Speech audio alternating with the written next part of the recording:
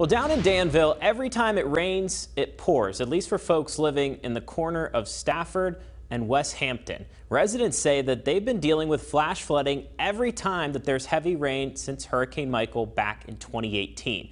That's where we find WFXR's Rianne Lowndes, who joins us live tonight with a look at the lingering damage. Rianne. Yeah, well, today was a sunny day, but even on days like this, you can see the remnants of flooding on the street. There's mud built up along the curb, and you can see where muddy waters reach up to just about here on this stop sign. In the summer, residents say flooding like this can happen every couple of weeks. Joshua Willis has lived on the intersection of Stratford and Westhampton since 2009.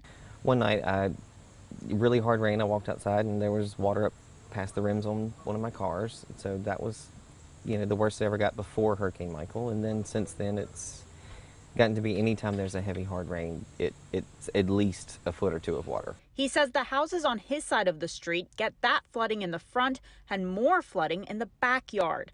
Johnny Melton lives a few houses up. The water coming off of that street comes down a ditch. The ditch has been clogged, so it comes through our yards.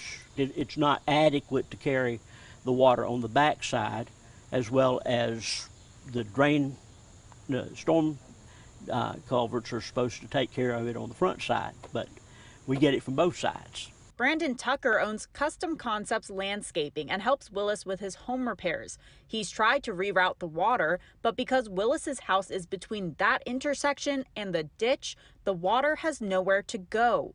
And we're in a lower spot than what the street is, of course, but then we route to here, and then our water's not draining from here. Ditches have been dug, drainage has been put in. I would say that the city needs to have some people come down here and check the drainage.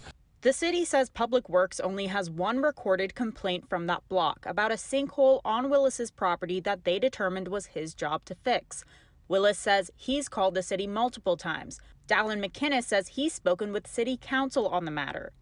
It seems like the city doesn't care, but it's really frustrating. McInnes and Willis both say that they're nervous to park their cars on the street in a neighborhood where I see a lot of the houses don't appear to have driveways. Willis says he's most worried about the people who drive straight through the floodwaters because he worries someone may get stuck or even hurt. Live in Danville, Rianne Lowndes, WFXR News.